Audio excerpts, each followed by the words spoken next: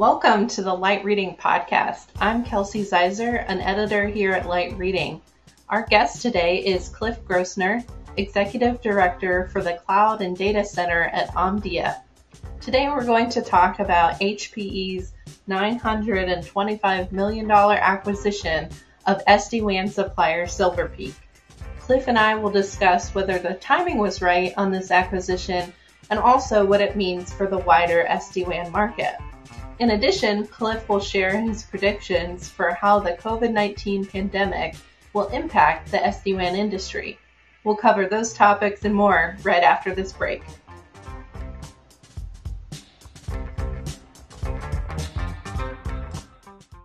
This podcast is sponsored by Comcast Technology Solutions.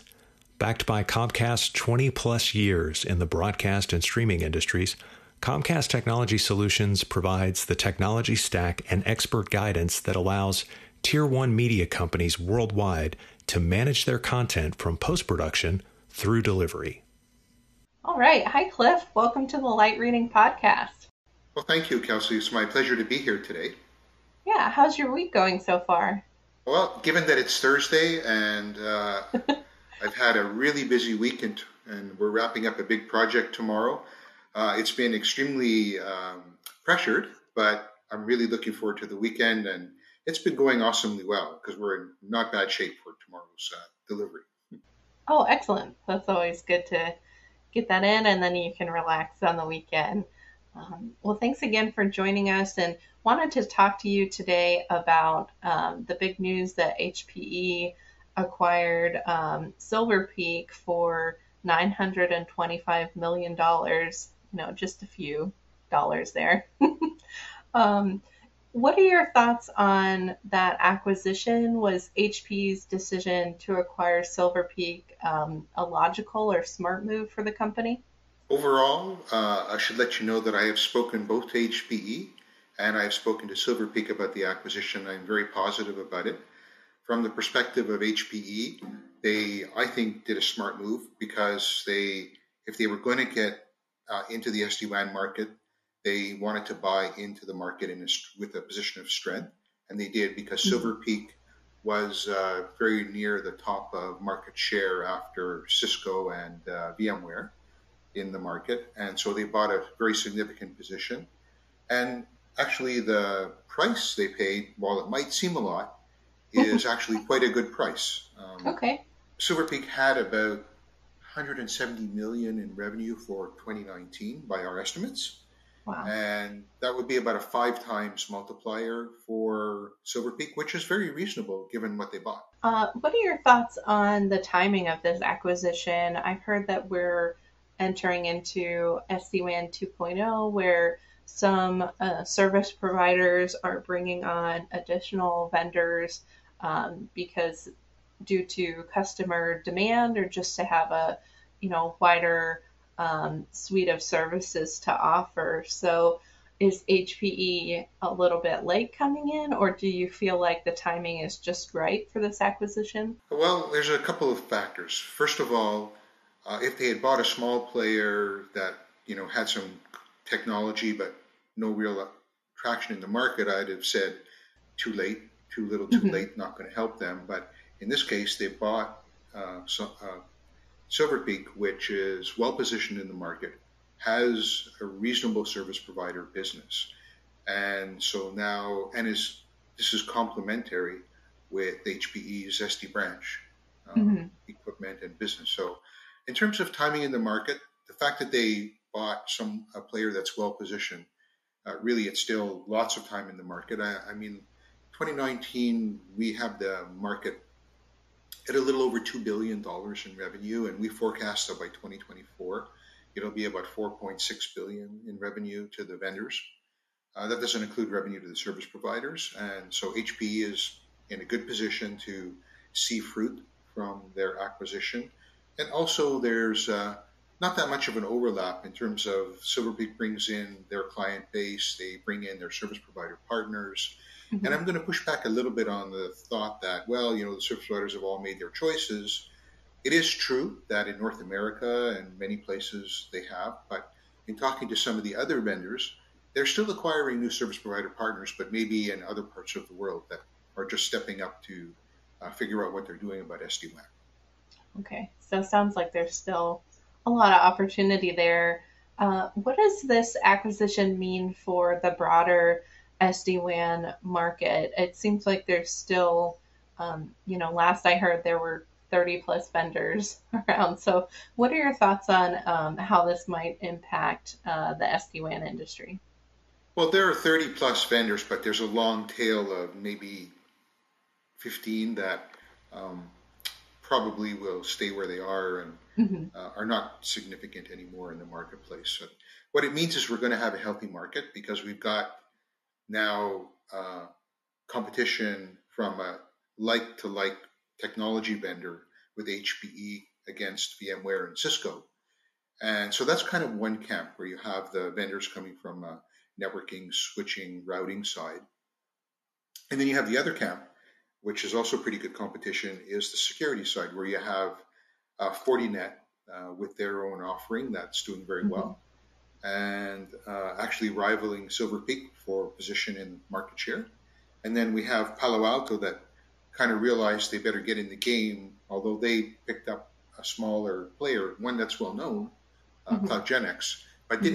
CloudGenix did not have a large amount of market share. However, you got that healthy competition. You got a half a dozen good technology vendors. So and then you have the rest. So that's a pretty good market composition in my perspective. Okay. And you mentioned Fortinet and Palo Alto. Do you think the security vendors are they well positioned to have a strong SD-WAN offering in the market?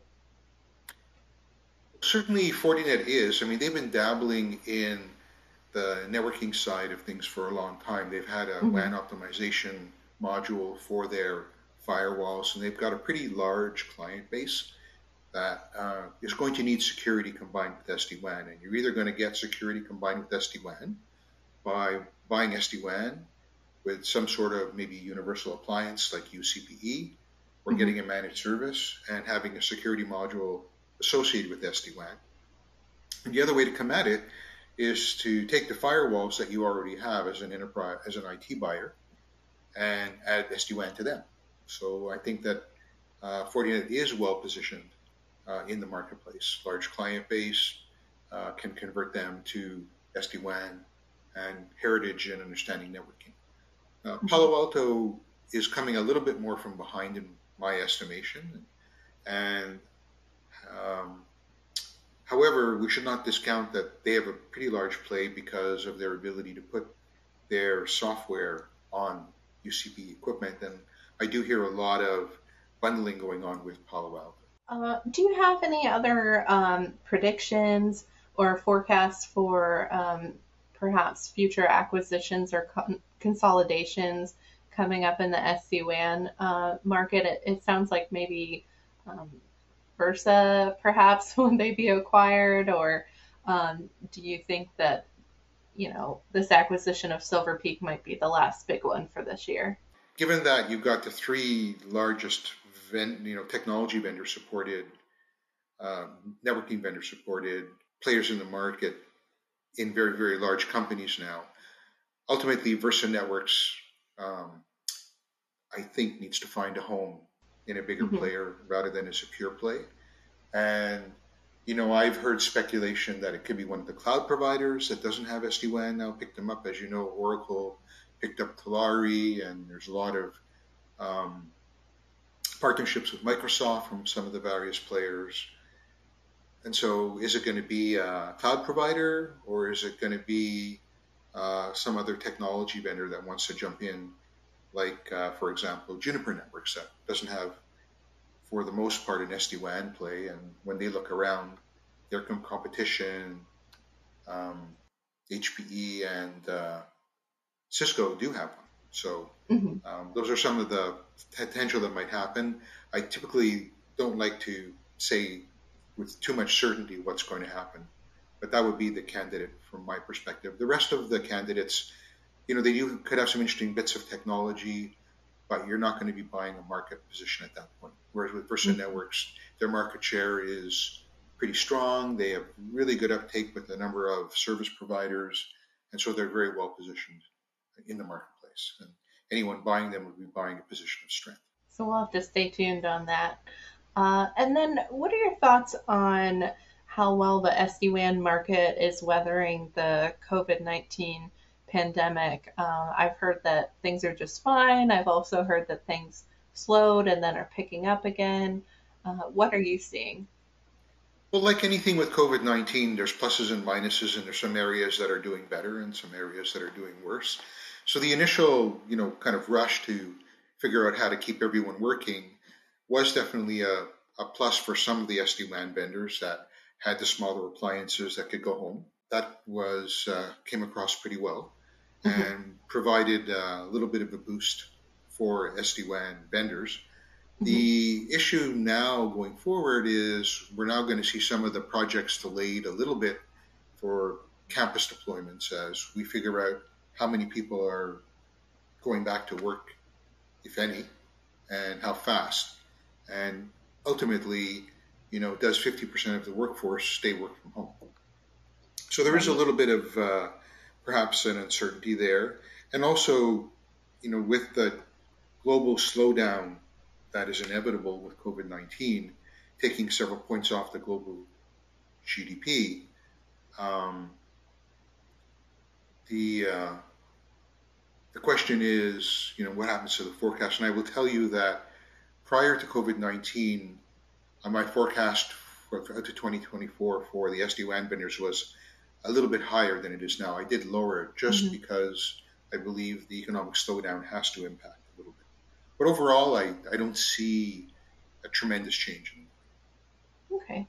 Yeah, and I imagine that, you mentioned that there'll have to be some adjustments as offices open up again. And I imagine that we'll continue to see a focus on remote access as some people continue to work from home full time or maybe a few days a week. Yes, absolutely. Many of the people I talk to, one of the things I'm trying to sample when I talk to the clients as I have calls is what's the plan for going back to the office? And, the number I put out, 50% of workers are likely to be working from home for the long term, is actually based on some sampling I've been doing. Whereas I think pre-COVID, the stats were like 15, 20% of people work from home. That's quite a huge difference. A significant long-term shift, yes. Yeah, it's been really interesting to watch this thing all unfold, and I feel like businesses are probably realizing that folks can be pretty productive from home as well. So, yeah, I think we'll not only businesses but governments as well, which are major employers worldwide, and they were probably the most hesitant to open up the idea of remote work. Yeah, definitely probably some big security concerns there, I would imagine. Security and productivity, as you mentioned, yes. Well, Cliff, thanks so much for joining me on the Light Reading podcast. It's been a pleasure speaking with you. Well, same here, and always glad to share some of the knowledge we've accumulated over time on a market that we know well and been following for 5+ years now. Yeah, we'll have to check in with you again soon and see how some of our predictions panned out.